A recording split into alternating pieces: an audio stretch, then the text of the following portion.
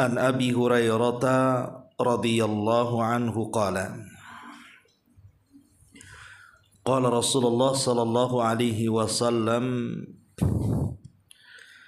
yaqulu Allah ta'ala ana ma'a 'abdi ma dzakarani wa taharrakat bi syafatahu. Akhrajahu Ibnu Majah wa sahahahu Ibnu Hibban wa dzakarahu al-Bukhari ta'liqa.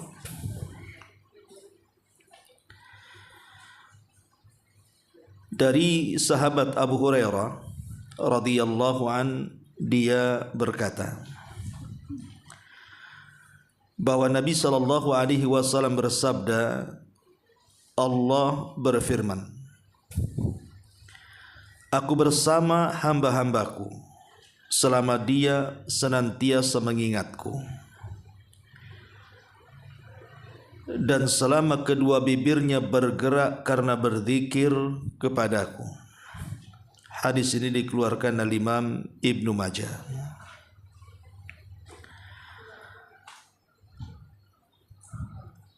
Ma'asyiral muslimat yang dimuliakan Allah Subhanahu wa taala, hadis ini menjelaskan kepada kita tentang fadilah berzikir, keutamaan orang yang berzikir, bahwa orang yang berzikir dijanjikan oleh Allah Subhanahu wa taala dalam hadis ini, dia akan mendapatkan ma'iyatullah, kebersamaan bersama Allah Subhanahu wa taala. Dan kebersamaan Allah Subhanahu wa taala dalam hadis ini adalah kebersamaan secara khusus. Karena kebersamaan Allah Subhanahu wa taala dengan hambanya itu terbagi menjadi dua. Ada yang disebut dengan kebersamaan secara umum, ada yang disebut dengan kebersamaan secara khusus. Adapun secara umum, maka kebersamaan Allah Subhanahu wa taala dengan seluruh makhluknya, maknanya ilmunya meliputi makhluknya, kekuasaannya meliputi makhluknya,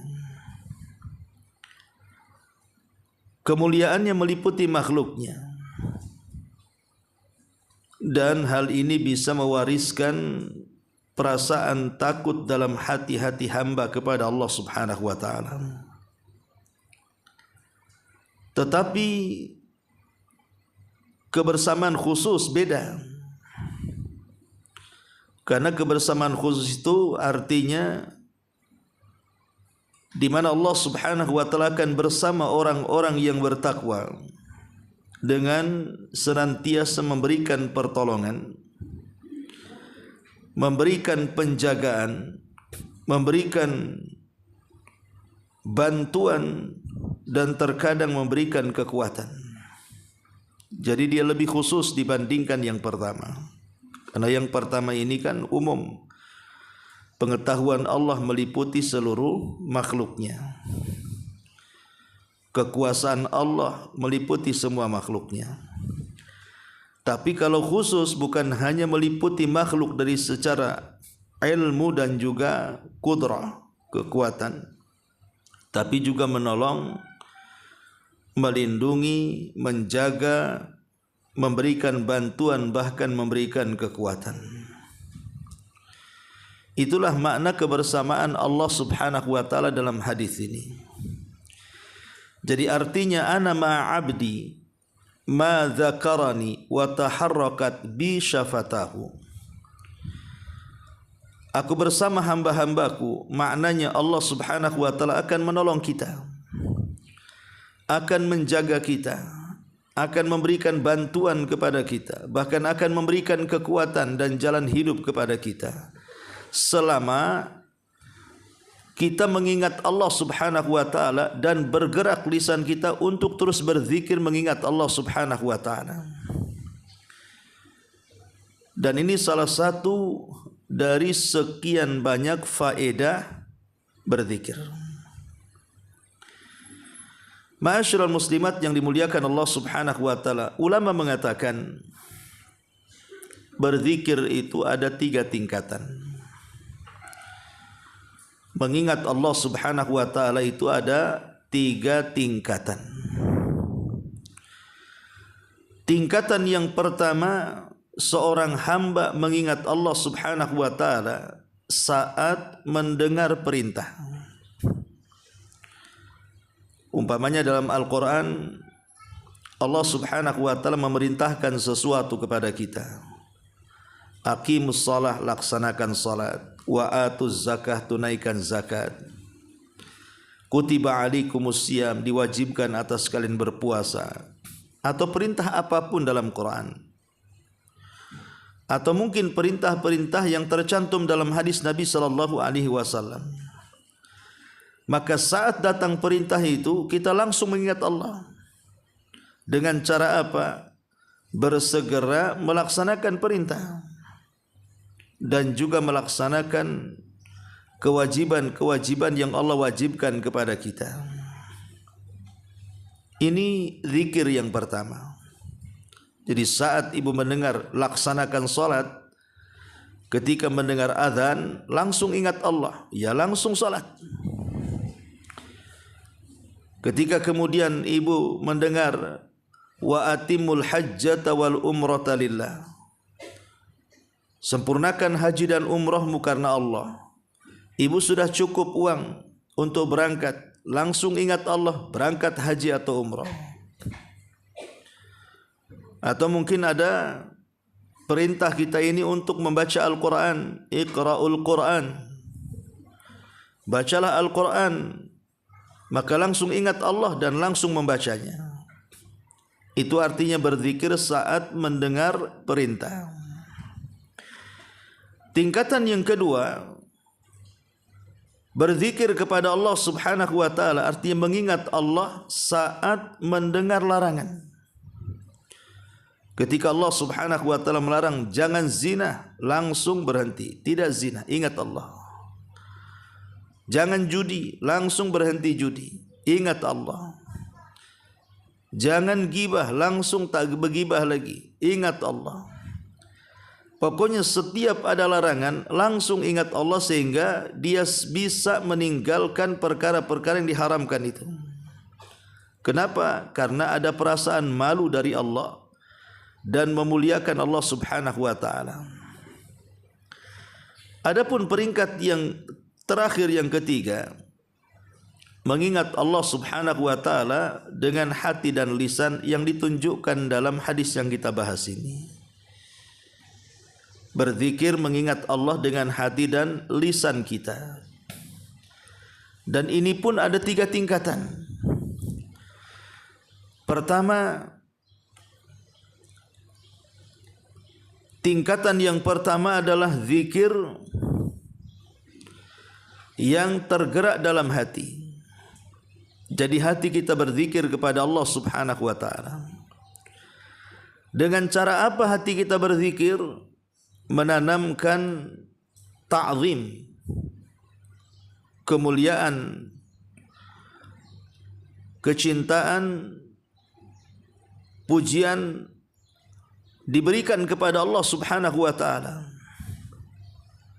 Jadi zikir dalam hati itu adalah mengagungkan Allah, menanamkan kecintaan kepada Allah, menanamkan pujian hanya milik Allah Subhanahu wa taala. Kemudian diikuti dengan lisan. Dan ini adalah seafdal-afdalnya zikir.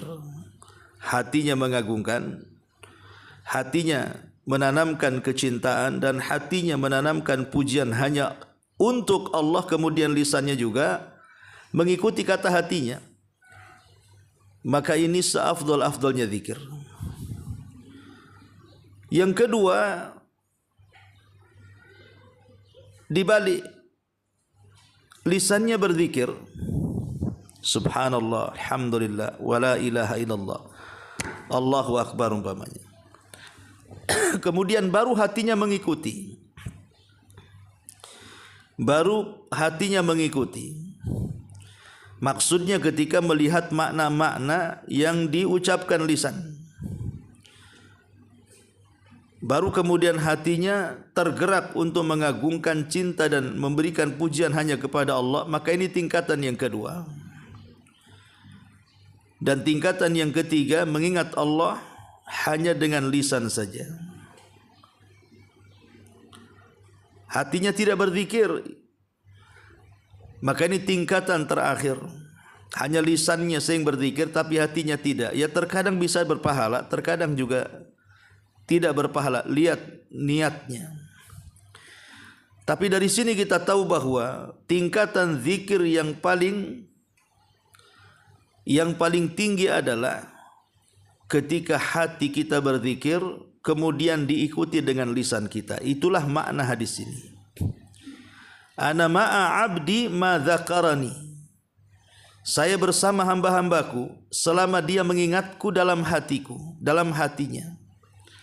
Wa taharrakat bi syafatahu. Setelah itu bibirnya bergerak karena berzikir kepadaku. Jadi tingkatan zikir itu pertama hati dulu, baru kemudian lisan mengikutinya. Ma'asyiral muslimat yang dimuliakan Allah Subhanahu wa taala. Sebenarnya faedah zikir itu sangat banyak sekali. Di antaranya adalah orang yang berzikir atau banyak berzikir itu, kalau hatinya berzikir dan lisannya juga berzikir, zikir ini bisa menenangkan hati. Dan itu berdasarkan ayat dalam Al-Quran, ala bidzikrillahi tatmainnul qulub. Ingatlah dengan mengingat Allah hati itu tenang.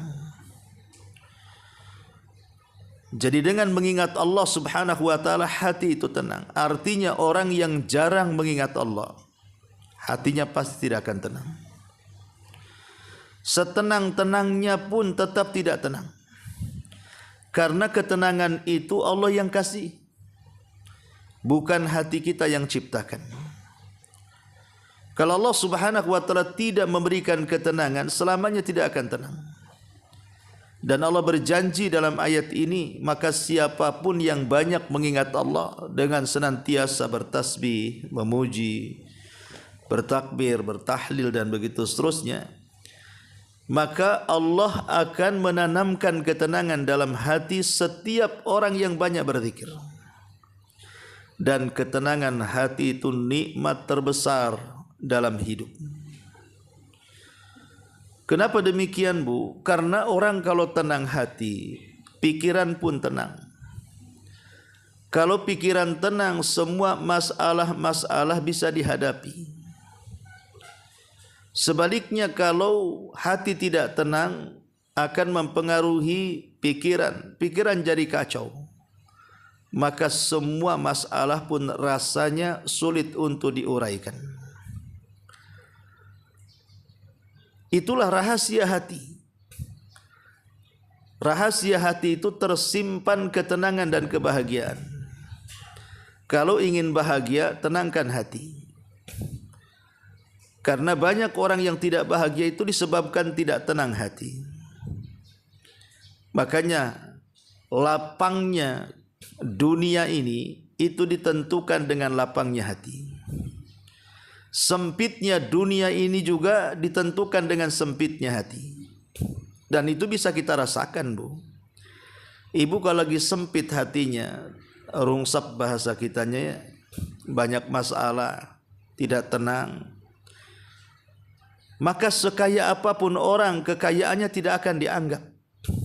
Sampai ada istilah, aduh buat apa saya ini kaya, kok susah juga hidup saya ini. Buat apa saya punya rumah besar, kendaraan yang megah dan begitu seterusnya, kok tidak ada ketenangan. Itulah orang yang hatinya sempit.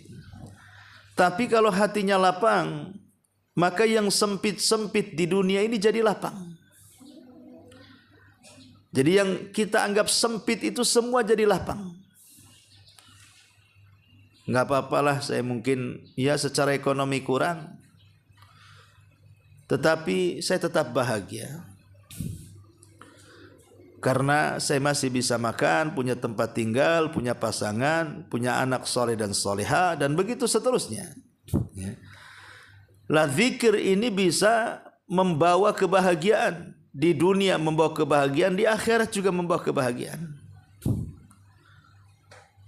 Makanya kenapa Nabi SAW mengajarkan kepada kita agar kita ini kalau ada masalah banyak-banyak berzikir. Kalau banyak-banyak masalah, maka banyak-banyak juga berzikir, supaya dengan zikir itu menguraikan masalah kita. Ini yang pertama. Yang kedua, bahwa zikir ini juga berdasarkan hadis yang kita baca di sini adalah menjadikan orang yang banyak berzikir itu Allah telah menjanjikan tentang ma'iyahnya. Ma'iyatullah, kebersamaan Allah dengan kita. Dan itu juga dijelaskan bukan dalam hadis yang kita baca saja, ini juga sesuai dengan firman Allah. Fadhkuruni adhkurkum. Fadhkuruni adhkurkum. Ingatlah aku, kata Allah, nanti aku ingat kamu. Jadi Allah Subhanahu wa taala mengatakan apa? Ingatlah aku, nanti aku ingat kamu. Al jaza min jinsil amal, balasan itu disesuaikan dengan amalannya. Kalau kita ingat Allah, Allah ingat kita. Kalau kita lupa Allah, Allah juga akan meninggalkan kita. Sama juga di sini. Ana ma'a abdi ma dzakarani. Saya akan bersama hambaku selama dia ingat aku. Jadi kalau kita ingat Allah, Allah ingat kita. Kalau kita tidak ingat Allah, ya Allah juga tidak ingat kita. Makanya kenapa Rasul mengatakan ta'arraf ilallahi firraha ya'rifka fi syiddah. Kenali Allah di waktu senang, nanti Allah kenal kita di waktu susah. Kalau sudah kita tidak kenal Allah di waktu senang, saat susah Allah pun tidak akan menolong kita. Dan ini keutamaan besar, di mana saat kita mengingat Allah, Allah ingat kita. Karena kalau seandainya Allah ingat kita, pasti Allah akan menolong kita, memberikan bantuan kepada kita. Logikanya begini Bu, kalau ibu ingat, ya mungkin dari sekian banyak anak itu adalah salah satu anak yang senantiasa ibu ingat, karena anak itu selalu berbakti kepada ibu. Maka pasti ibu akan lebih baik kepada anak itu. Alasannya karena anak ini yang paling berbakti. Kadang-kadang dilebihkan. Ya. Itu kepada makhluk terjadi. Bagaimana pula kepada Allah Subhanahu wa ta'ala. Maka siapapun yang mengingat Allah Subhanahu wa ta'ala, maka Allah janjikan dengan ma'iyatullah, kebersamaan Allah sepanjang masa. Yang saya sudah jelaskan tadi maksudnya kebersamaan di sini. Allah akan menolong, Allah akan membantu, Allah akan merawat, Allah akan menjaga, Allah akan mengabulkan doa, dan begitu seterusnya. Ini yang kedua. Yang ketiga, ajrun azimun. Ajrun azimun. Orang yang banyak berzikir itu akan mendapatkan pahala yang sangat besar. Orang-orang yang berzikir adalah orang yang akan memperoleh pahala besar.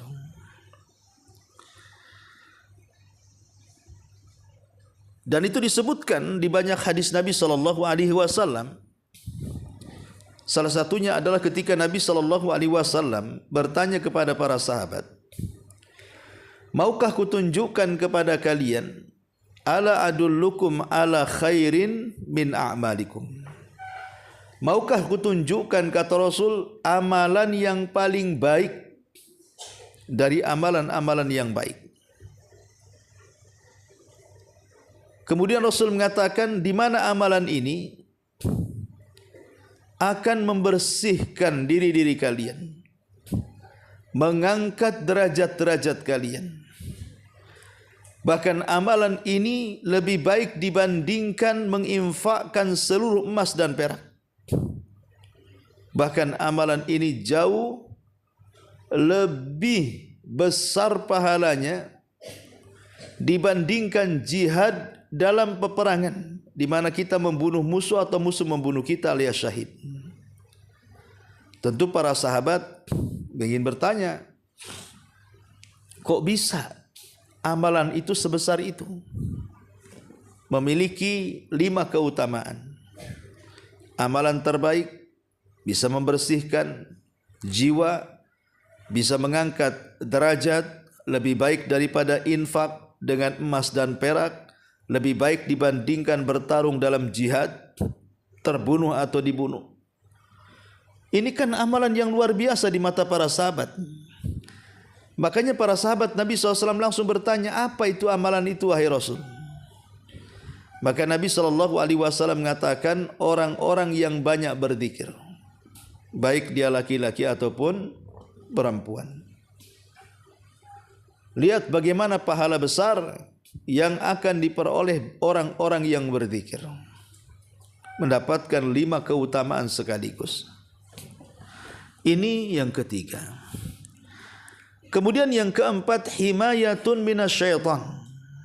Himayatun minasyaitan. Ibu akan bisa terjaga dari gangguan-gangguan setan. Makanya lihat bagaimana Nabi SAW mengarahkan kepada kita agar zikir pagi, supaya kita tidak diganggu setan sampai sore. Ada namanya zikir sore, supaya tidak diganggu setan sampai pagi. Ada namanya zikir sebelum tidur, supaya kita tidak diganggu saat tidur dari setan. Ada zikir mau masuk kamar mandi, supaya di dalam kamar mandi kita tidak diganggu setan. Atau saat berhubungan, supaya saat berhubungan tidak diganggu setan. Atau saat keluar rumah, kenapa Nabi SAW memerintahkan kita berzikir, Bismillahirrahmanirrahim, la haula wala quwata illa billah, supaya sepanjang perjalanan ibu keluar dari rumah itu tidak diganggu setan. Jadi zikir ini bisa melindungi kita dari gangguan-gangguan setan. Tapi sebaliknya, orang yang tidak pernah berzikir, tidak pagi, tidak petang, tidak sebelum tidur, tidak keluar rumah, memang tidak pernah berzikir, lisannya tidak mau menggerakkan dengan zikir, malas berzikir, maka orang ini akan jadi sasaran empuk syaitan untuk mengganggunya. Karena dia tidak punya perlindungan, tidak punya perisai untuk melindungi diri dari gangguannya. Dan setan kalau sudah mengganggu, menggoda, dia akan menggoda habis-habisan sampai kita sesat. Makanya ingat, orang yang jarang berzikir kepada Allah Subhanahu wa taala pasti akan disempitkan hidupnya, tidak pernah bahagia. Karena Allah yang mengatakan, "Waman a'rada an dzikri fa inna lahu ma'isyatan dhanka." Siapa yang berpaling dari zikir kepadaku, maka dia akan mendapatkan kehidupan yang sangat-sangat sempit. Tidak pernah lapang karena godaan setan di mana-mana. Ini yang keempat. Yang kelima, di antara faedah zikir itu adalah taisirul umur. Taisirul umur, perkara-perkara yang kita hadapi itu Allah mudahkan. Karena orang zikir itu umumnya menghilangkan sedih, menghilangkan stres, meringankan yang berat, memudahkan yang sulit. Itulah orang berzikir, Bu. Itu janji Allah. Memang Allah janjikan seperti itu. Jadi zikir itu bisa menghilangkan, makanya ada namanya doa dan zikir untuk menghilangkan sedih, menghilangkan bingung, menghilangkan stres. Ya. Itu semua ada dalam hadis-hadis Nabi SAW, doa-doa tertentu untuk menghilangkan perkara-perkara seperti ini. Karena dalam hidup ini, Bu, yang namanya sedih, yang namanya bingung, yang namanya stres itu kan setiap hari menyertai kita, Bu. Saya, ibu, siapapun pasti akan mengalami 3 hal ini. Kalau tidak sedih, ia bingung. Kalau tidak bingung, ia stres. atau tiga-tiganya, udah sedih, bingung, stres. Ada yang kayak gitu tuh Bu ya. Ya. Tentu ada sebabnya kan, orang sedih itu karena biasanya mengingat hal-hal yang lampau. Ingat suaminya yang dulu meninggal gitu ya, kalau yang punya suami meninggal, ingat suaminya dulu, nangis ya. Ingat orang tuanya, nangis. Ingat anaknya, nangis karena sudah meninggal dunia. Atau cita-cita yang tidak terlaksana, sedih kan gitu ya. Dulu bercita-cita ingin jadi dokter, tahu-tahu jadi bengkel. Kadang-kadang perkara-perkara cita-cita yang tidak tercapai gitu, itu kan sedih juga. Jadi orang itu tidak mungkin tidak sedih, itu pasti hari-hari itu pasti akan merasakan sedih, dan sedih itu umumnya karena memikirkan perkara yang sudah berlalu. Ketika ingat jadi sedih. Atau stres. Stres itu biasanya umumnya menghadapi perkara yang belum terjadi, Bu. Sesuatu yang akan datang dipikirkan jadi stres. Sebenarnya masalahnya belum datang. Masalahnya itu belum kejadian tapi udah dipikir, akhirnya stres, Bu. Ya. Cemana ya nanti, cemana ya besok, cemana ya bulan depan, cemana ya tahun depan, macam mana nasib anak saya nanti, macam mana nasib keluarga, ekonomi. Itu belum terjadi, Bu. Tapi karena dipikirkan jadi stres. Ya. Atau bingung. Kalau bingung itu yang perkara yang dihadapi nih, yang sekarang kita hadapi ini nggak ada jalan keluarnya, jadi bingung tuh. Gimana ini menyelesaikan masalahnya ini? Gimana ini menguraikan masalahnya? Akhirnya bingung, Bu. Ya. Jadi manusia itu terkadang masih dibayang-bayangi perkara lampau, perkara yang akan datang, dan perkara yang sedang dilakukan. Sehingga itulah yang kemudian kita sebut dengan sedih, stres, dan bingung. Lah untuk mengatasi tiga perkara ini, solusinya adalah berzikir. Ulama mengatakan kalau ingin lepas dari perkara itu, ya solusinya berzikir. Kalau kita sedih, berzikir supaya kuranglah sedihnya. Kalau kita stres, ya berzikir supaya ringanlah stresnya. Kalau kita lagi bingung, berzikir supaya kuranglah tuh bingungnya. Supaya kita lebih bisa menghadapi masalah. Bisa lebih menghadapi kenyataan. Bisa lebih dewasa menghadapi sebuah problem. Itulah kenapa kemudian di sini faedah zikir itu sangat dalam sekali kalau memang kita yakin, dan hanya yang yakin yang dapat faedah zikir itu. Kalau nggak yakin ya nggak bisa dapat faedah-faedah seperti ini. Jadi ini yang kelima, taisirul umur. Ini yang kelima. Yang keenam, ya, kuwatul badani wal qalbi. Kata ulama, zikir itu bisa menguatkan badan dan juga bisa menguatkan hati. Seperti yang dikatakan Imam Ibnul Qayyim rahimahullahu ta'ala ketika dia menjelaskan tentang biografi gurunya Ibnu Taimiyah rahimahullahu ta'ala, ya. Jadi Imam Ibnul Qayyim bagaimana menggambarkan gurunya yang senantiasa tabah menghadapi musuh-musuhnya. Karena dia suka berzikir, kuat, lebih tabah lagi. Menghadapi masalah itu lebih tabah, lebih kuat, lebih bisa. Ya.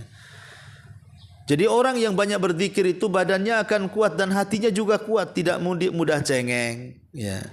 Tidak mudah putus asa, tidak mudah menyerah gitu ya. Orang berzikir itu belum apa-apa udah nyerah gitu. Orang berzikir itu enggak. Masalah apapun akan dihadapinya. Karena dia tahu bahwa ada Allah bersamanya. Pasti Allah akan menolongnya. Pasti Allah akan menjaganya. Pasti Allah akan berikan kekuatan kepadanya. Pasti Allah akan memberikan bagaimana cara menghadapinya. Sehingga menjadi kuatlah badan kita dan juga hati. Jangankan kita, malaikat pemikul arsy saat arsy diciptakan oleh Allah Subhanahu wa taala, maka Allah Subhanahu wa taala menciptakan 8 malaikat yang akan memikul arsy. Arsy itu kan makhluk yang paling besar yang Allah ciptakan. dan makhluk yang pertama Allah ciptakan. Jadi kata Allah kepada 8 malaikat ini, pikulah arasy katanya.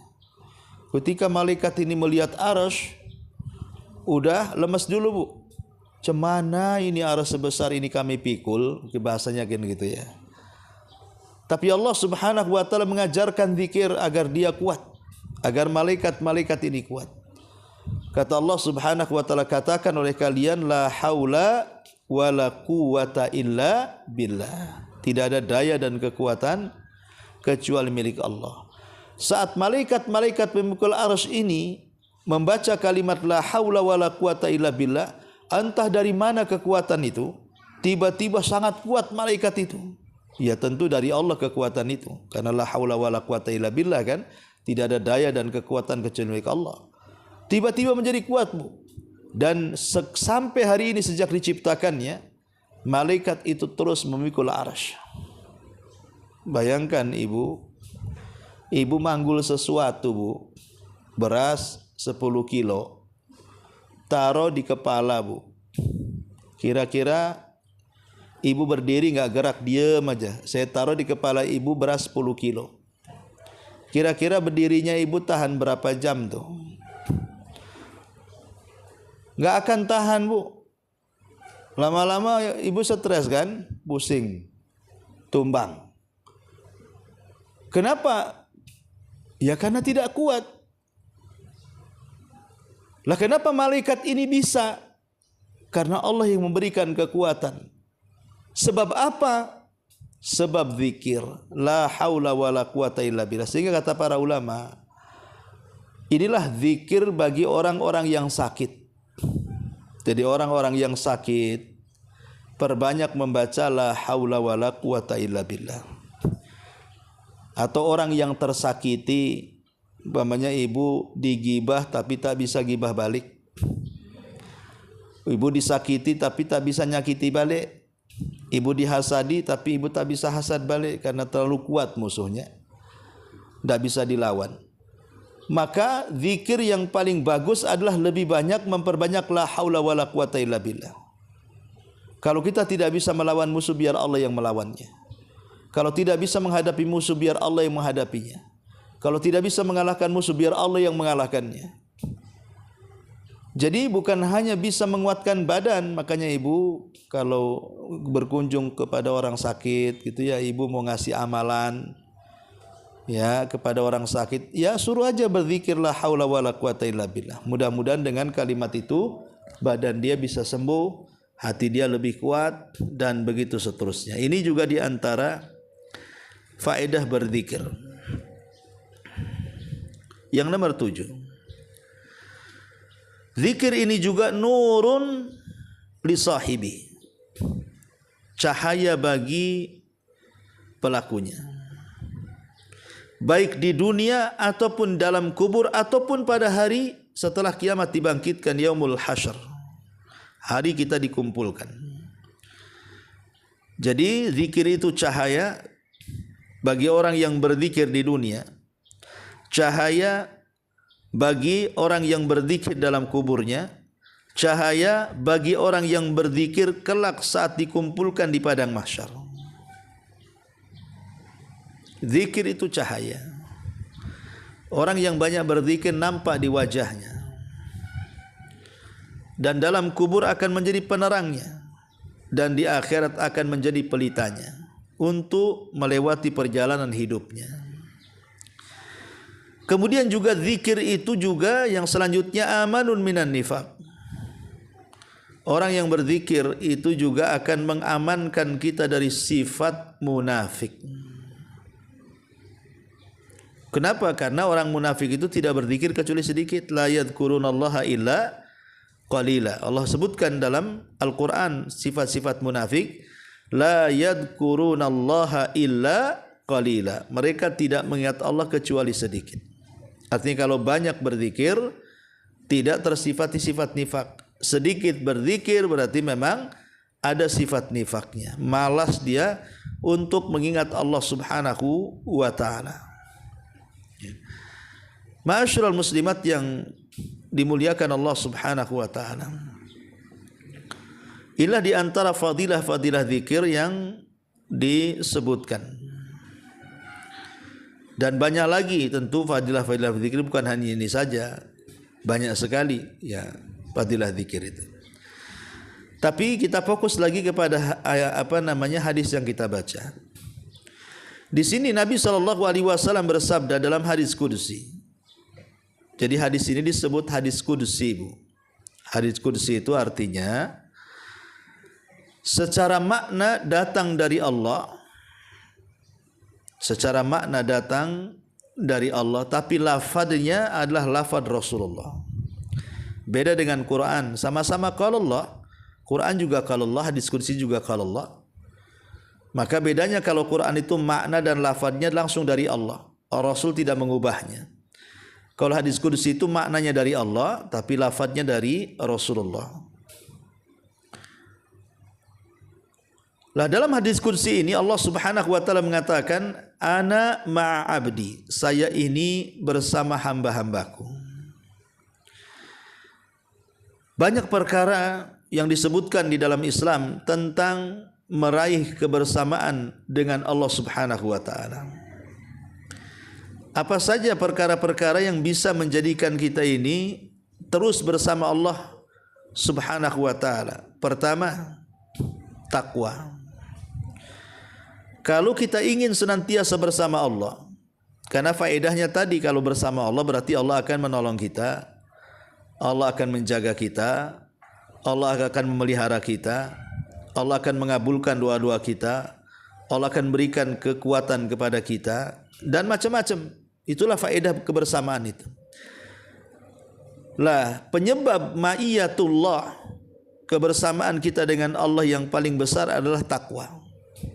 Karena Allah mengatakan dalam surah An-Nahl 128, innallaha ma'alladzina ittaqau. Innallaha ma'alladzina ittaqau. Sesungguhnya Allah akan bersama orang-orang yang bertakwa. Sesungguhnya Allah akan bersama orang-orang yang bertakwa.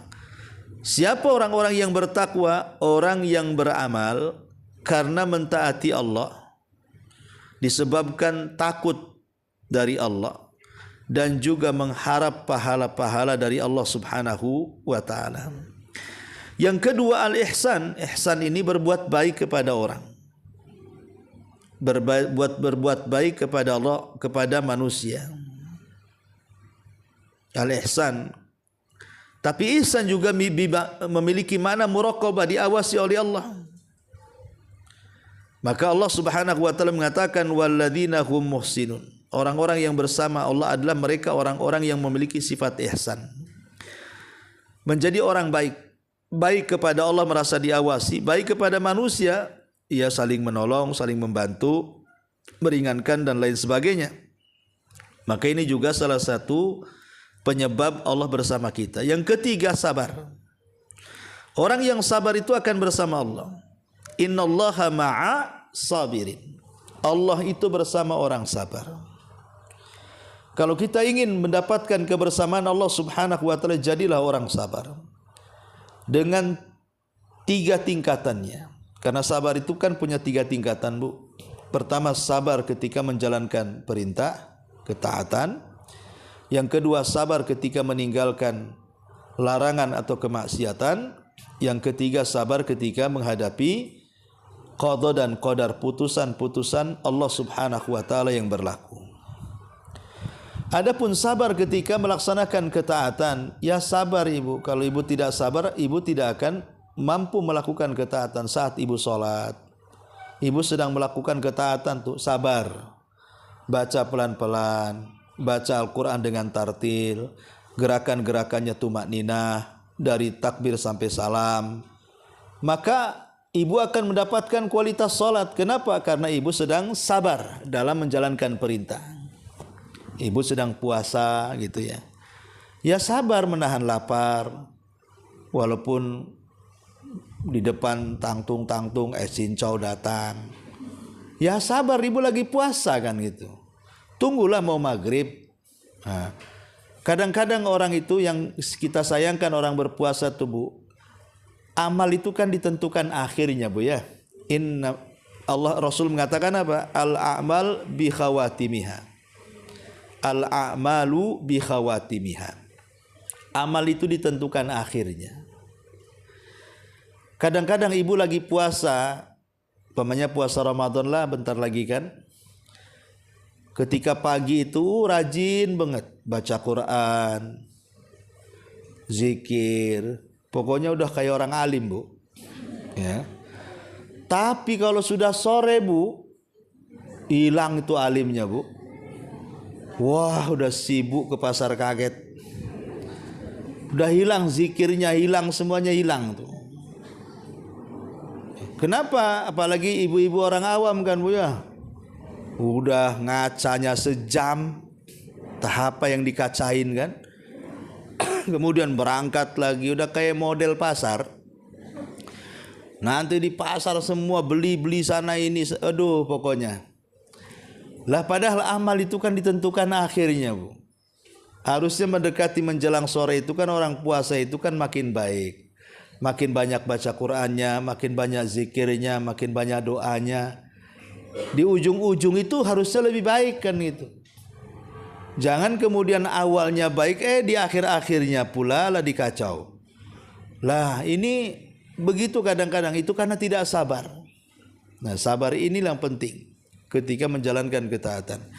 Yang kedua, sabar ketika meninggalkan maksiat ataupun kemungkaran. Sabar. Umpamanya ada kawan ini ditelepon, ya. Bisa datang ke rumah, ini rame nih kawan-kawan nih, udah nunggu. Nampaknya kalau tak datang ganjil nih. Gitu. Kalau datang pasti genap katanya. Tapi kalau si Anu datang aja nggak genapin, pergi nggak ganjilin katanya. Nah, harus datang nih, intinya seperti itu kan. Tapi kan ibu paham nih kalau di situ saya datang pasti acaranya gibain orang. Udah tahu tuh, ya. Lah ini ibu bisa sabar dengan godaan atau tidak? Kalau ibu nggak berangkat, ketika orang begibah ibu tak begibah, itu namanya sabar saat menghilangkan maksiat, saat menghadapi maksiat dan kemungkaran ibu sabar. Nggak mau. Orang lagi gibah saya tak mau. Orang lagi fitnah saya tak ikut. Orang lagi masalah saya tak mau cari masalah. Itu namanya sabar menghadapi maksiat itu. Ini yang kedua. Yang ketiga, sabar menghadapi qada dan qadar, dan itu yang banyak di masyarakat. Yang namanya takdir Allah itu kan tidak semua baik. Banyak juga yang tidak baik. Kalau yang baik mungkin bisa sabar. Tapi yang tidak baik banyak yang tumbang. Contoh umpamanya usahanya bankrupt, tahu-tahu kebakaran tokonya, tahu-tahu kemalingan berangkasnya, tahu-tahu suaminya meninggal, tahu-tahu anaknya celaka, tahu-tahu namanya orang hidup kan, mesti ada aja masalah, ada aja musibah tuh. Lah disinilah kemudian ada tingkatan sabar yang ketiga. Bisa nggak kita menghadapi musibah-musibah itu? Kalau kita bisa kemudian menghadapi 3 perkara dalam jenis kesabaran ini, maka di sini Allah janjikan kebersamaannya bersama kita. Innallaha ma'as sabirin. Allah akan bersama orang-orang yang sabar. Termasuk juga adalah berzikir kepada Allah di sini. Kasratul zikir, banyak zikir sebagaimana hadis yang kita baca ini. Banyak berzikir kepada Allah. Karena Allah juga mengatakan wa annallaha ma'akum hina yadhkuruni. Allah akan bersama kalian ketika kalian mengingatku. Ketika kalian mengingatku. Dan yang terakhir, yang selanjutnya ada ul faraid wan nawafil. Kalau ingin bersama Allah, maka bukan hanya mencukupkan yang wajib-wajib. Jangan hanya mencukupkan yang wajib-wajib, tambah juga dengan yang sunnah. Ibu sudah bisa melaksanakan sholat wajib yang 5 waktu, tambah dengan rawatibnya. Ibu bisa haji tambah dengan umrohnya. Ibu bisa zakat tambah dengan sedekahnya. Ibu bisa puasa Ramadan tambah dengan Senin Kemisnya, dan begitu seterusnya. Karena ada hadis Nabi SAW mengatakan, wa ma taqarraba ilayya 'abdi bi syai'in ahab ilayya mimma aftaradtu alaihi wa ma yazalu 'abdi yataqarrabu ilayya bin nawafil hatta uhibbahu.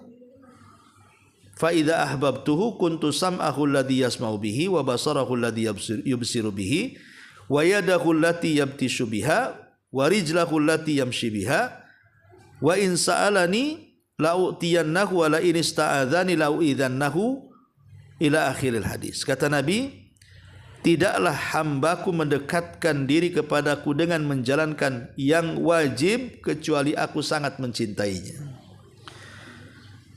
Lebih-lebih kalau ada hambaku, kata Allah, menambah dengan yang sunnah-sunnah, makin aku mencintainya. Melaksanakan yang wajib Allah sudah senang. Tapi kalau kita tambah dengan yang sunnah, Allah senang banget.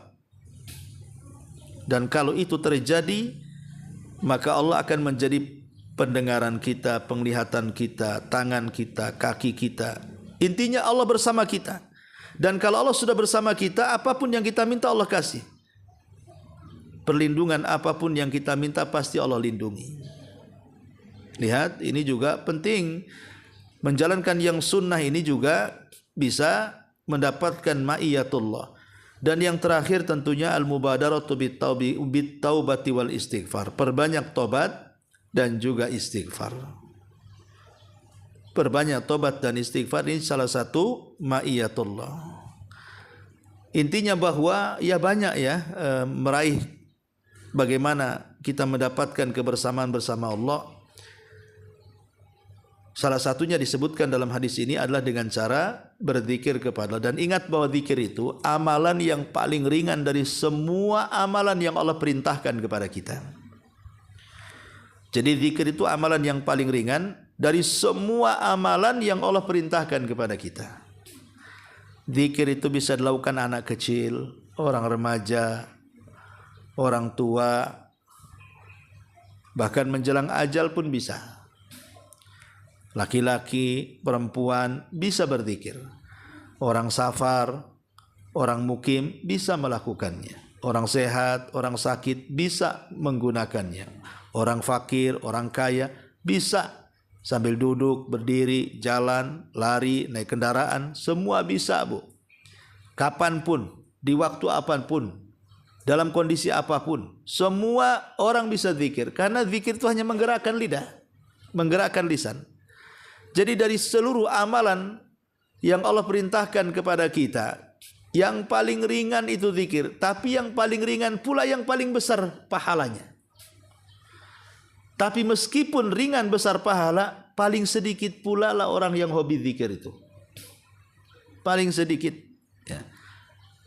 Kapan hari ya, mungkin udah beberapa tahun yang silam, ada kawan dari Jakarta itu bawa seorang pedagang dari Yaman. Kononnya dia mau nanam saham, ya. Silaturahim dia ke rumah di Batam ini. Jadi sepanjang jalan aja, Bu, itu enggak lepas dari istighfar itu. Astagfirullah, astagfirullah. Sepanjang jalan, mau jalan kaki, mau naik kendaraan, mau di masjid gitu ya. Itu berzikir aja itu. Lisannya itu, kecuali kalau ngobrol lah. Ya, kalau ngobrol enggak mungkin lah di sela-sela ngobrol sambil zikir kan itu, Bu, ya. Kecuali ngobrol, tapi kalau sudah enggak diajak bicara, dia istighfar terus tuh. Tak tahu maksudnya istighfar terus itu gimana ya? Karena kan kita tahu di Yaman sendiri kan susah melihat aurat di sana itu. Karena di sana itu kayak di zaman Nabi, Bu, semua kan pakai cadar, pakai kaos kaki, kaos tangan, cadarnya pun tertutup mata gitu ya. Gak bisa kalau mungkin itu masalahnya, mungkin datang ke Indonesia semua buka-bukaan kan yang dilihat tuh. Jadi mungkin itu ya, ini husnudon saya aja. Husnudon saya mungkin memang dia ahli zikir, tapi bahasa husnudon ya apa gara-gara banyak lihat aurat di jalan-jalan kan gitu ya. Oh, zikirnya itu aja, astagfirullahaladzim, astagfirullahaladzim, itu aja kan. Ya kalau kita kan astagfirullahaladzim itu kan kalau melihat sesuatu yang heran ya, astagfirullah kan itu. Mungkin itu husnudon saya. Ya, tapi mungkin memang dia ahli zikir. Saya lihat seperti itu. Tapi kan saya lihat kan bisa dilakukan dalam kondisi apapun, dimanapun, waktu apapun bisa zikir itu dilakukan. Amalannya ringan, kapan saja bisa dilakukan, tapi pahalanya besar. Itulah zikir. Ya. Maka nanti ke depannya ini hadis-hadis yang kita akan bahas itu nanti bicara soal doa dan zikir. Baik, sampai di sini. Sebelum saya tutup, silakan kalau yang bertanya.